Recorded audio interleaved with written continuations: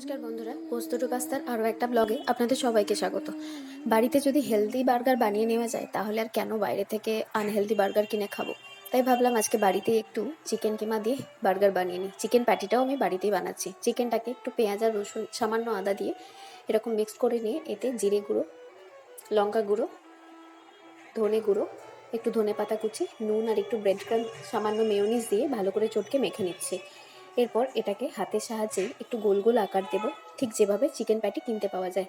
এই ডোটা থেকে এটাকে দুভাগে ভাগ করে নিয়ে হাতে একটু তেল মাখিয়ে নিতে হবে, নাহলে এটা হাতে চ্যাটচ্যাটে করে লেগে যেতে পারে। এইভাবে হাতের সাহায্যে এটাকে একটা চ্যাপ্টা প্যাটির মতো আকার দিয়ে এটাকে তেলে ভেজে নিচ্ছি। কোনো রকম কর্নফ্লাওয়ার বা ডিমের স্লারিতে আমি ডোবাচ্ছি না। নর্মালি এটা একদম টেস্টি চিকেন প্যাটি তৈরি হয়ে যায়। আর খুব কম তেলে ভাজা হচ্ছে, সেটা তো দেখতেই পাচ্ছেন। এটা ভাজতে ভাজতে আমি এবার বার্গারের ব্রেড দুটো আমি নিয়ে এসেছি, ওটাকে একটু বাটার ছাড়াই সেঁকে নিচ্ছি। দু পিঠ ভালো করে সেঁকে নেওয়া হয়ে গেলে একটা সস বানাবো। তার জন্য মেয়োনিজ নিচ্ছি, টমেটো সস নিচ্ছি আর নিচ্ছি শেজওয়ান সস। এই তিনটে নিয়ে আমি বার্গারের সসটা তৈরি করে নিলাম। ভালো করে মিশিয়ে নিতে হবে এটা। এরপর প্রথম বার্গারের সসটা একটু দিয়ে ভালো করে স্প্রেড করে নিচ্ছি। এরপর আমি দিয়ে দিচ্ছি একটা লেটুস পাতা, হাই ফাইবার, স্বাস্থ্যের জন্য খুব ভালো। চিকেন প্যাটিটা দিয়ে আমি ওপর থেকে দিয়ে দিচ্ছি আরও একবার সসটা।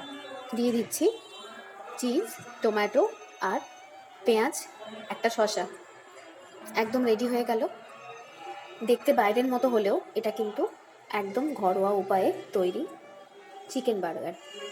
শুরু থেকে শেষটা পুরোটা বাড়িতে বানানো। ট্রাই করুন, ভালো লাগলে অবশ্যই জানান।